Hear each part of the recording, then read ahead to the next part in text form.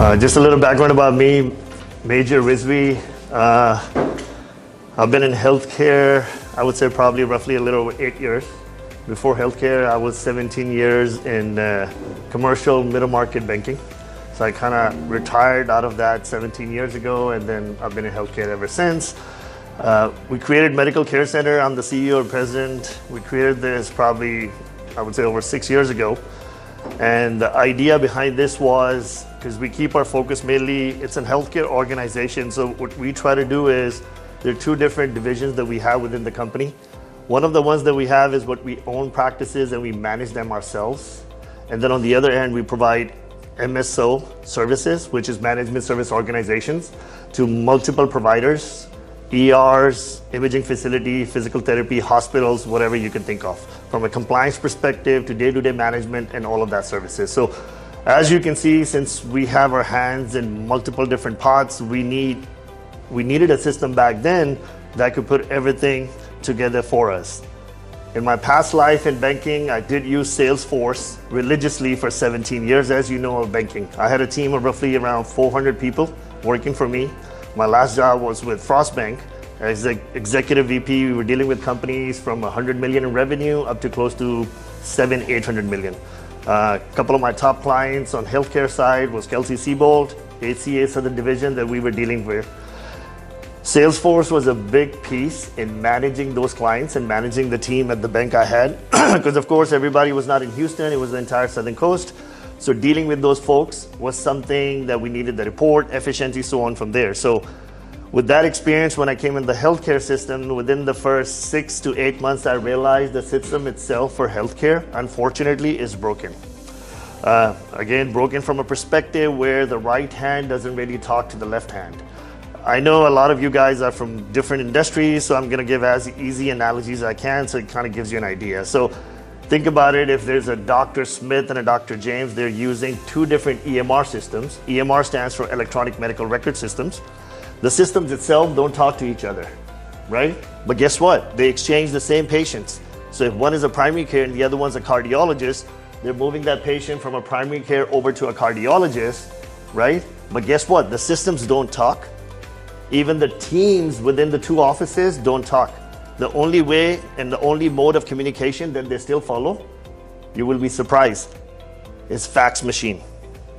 Seriously, they still follow the fax machine because they believe that is the only way, right? We get millions of fax in a month, in a year.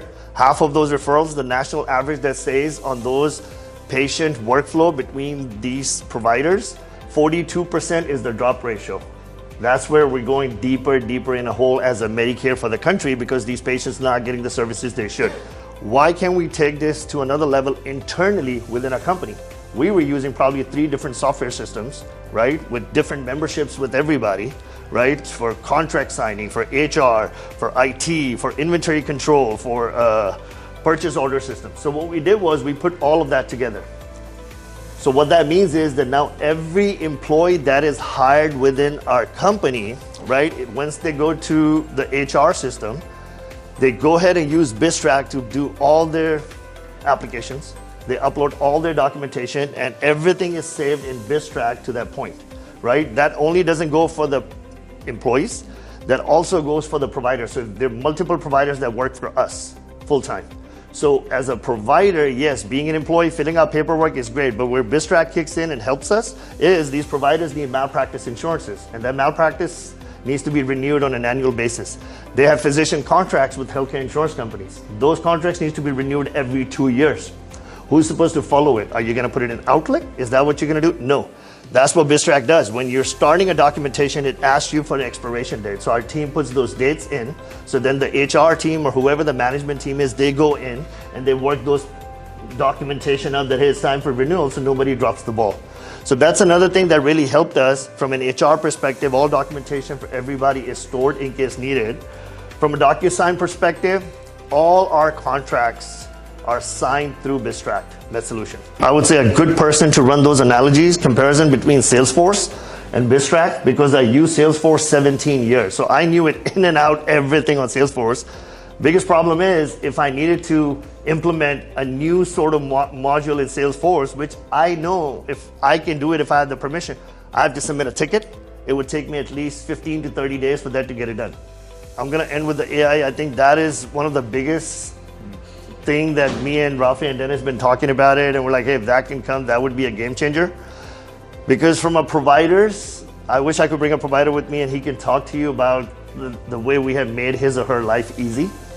They could be in a different country sitting on a beach and enjoying a margarita, and they can go on the app for BizTRAQ and they can see what their clinic is doing, what the performance is. They can see that we sent 10 referrals to a cardiologist or a GI doctor and what that doctor has done, which they were not in the past. Because remember, they're dealing with fax machines. Everything goes fax, comes back fax. And if you're sitting on a beach, you don't have access to fax machines, right?